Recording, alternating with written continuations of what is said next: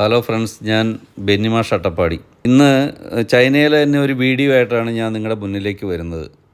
അതായത് മിങ് രാജവംശം മുതൽ കിങ് രാജവംശത്തിൻ്റെ അവസാനം വരെ ഏകദേശം ഒരു 500 വർഷക്കാലം ചൈനീസ് ചക്രവർത്തിമാരുടെ രാജകീയ കൊട്ടാര സമുച്ചയമായിരുന്നു ദ ഫോർബിഡൻ സിറ്റി എന്ന് പറയുന്നത്. അത് ബീജിങ്ങിലാണ്. ഒരു 72 ഹെക്ടറോളം ഏരിയയിൽ ഇതിങ്ങനെ പടർന്ന് പന്തലിച്ച് കിടക്കുക. ജനങ്ങളിങ്ങനെ പ്രവഹിച്ചുകൊണ്ടിരിക്കുകയാണ് ഇങ്ങോട്ട്. അതായത് ലോകത്തിലെ ഏറ്റവും വലിയ സംരക്ഷിത രാജകൊട്ടാര സമുച്ചയമാണ് ഇത് എന്നാണ് അറിയപ്പെടുന്നത്. ജാക്കി ചാൻ്റെ the karate kid, the last emperor എന്നീ സിനിമകളൊക്കെ ഷൂട്ട് ചെയ്തിട്ടുണ്ട്. ധാരാളം സിനിമകൾ വേറെയും ഷൂട്ട് ചെയ്തിട്ടുണ്ട്. ഇത്രയും വിശാലമായ വളരെ മനോഹരമായ ഒരു സൃഷ്ടി. ഇത് ഏകദേശം 1406 മുതൽ 14 വർഷത്തോളം പണിയെടുത്ത് പൂർത്തീകരിച്ചു എന്നാണ് ഇവിടെ പറയപ്പെടുന്നത്.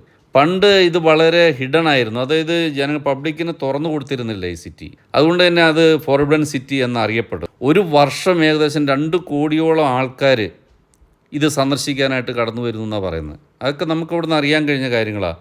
8886 മുറികൾ ഉണ്ട് എന്ന് പറയുന്നു.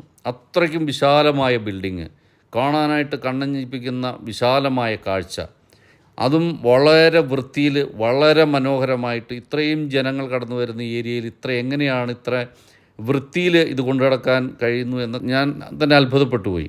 ചൈനയുടെ ഒരു പ്രത്യേകത എന്ന് പറയുന്നത് തന്നെ അതാണ്. അതായത് വൃത്തിയുടെ കാര്യത്തിൽ വളരെ മനോഹരമായ ഒരു സിറ്റി, അതുപോലെ എല്ലാ ഭാഗങ്ങളും. ഇതെല്ലാം നമുക്ക് പോയി കാണാൻ പലർക്കും ചിലപ്പോൾ കഴിയുന്നു വരില്ല.